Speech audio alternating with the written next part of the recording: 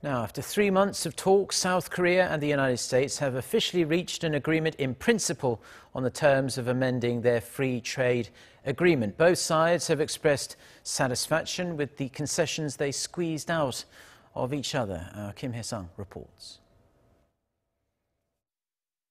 In a joint statement, Seoul's Trade Minister Kim Hyun-chong and U.S. Trade Representative Robert Lighthizer said the two countries were pleased to announce that they have reached an agreement in principle on the amendment of their bilateral trade deal.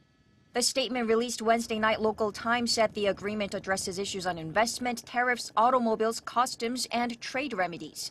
Seoul has agreed to lift some of its safety and environmental regulations and will allow U.S. automakers to ship Korea up to 50,000 vehicles each, up from 25,000 previously.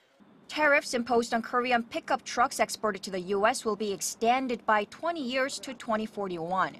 South Korea, on the other hand, secured revisions to the investor-state dispute settlement clause, and the two sides also agreed to improve the transparency of the trade dispute settlement process, which covers issues like anti-dumping duties. But as South Korea's trade minister mentioned at a press conference Monday, there is no further opening of Korea's agricultural market or the mandatory use of U.S. auto parts. The announcement comes less than 3 months since the first round of trade talks began in January.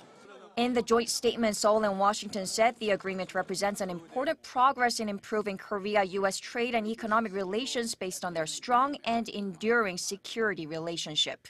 As well as the FTA amendment, there's an agreement on exempting South Korea from the Trump administration's 25% steel tariff measures.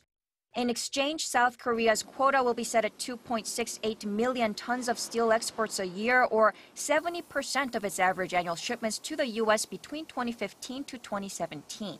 The arrangement with respect to steel products is expected to take effect on May 1st.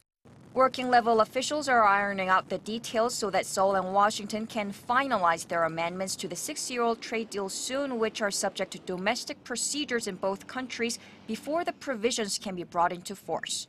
Kim Hyesung, Arirang News.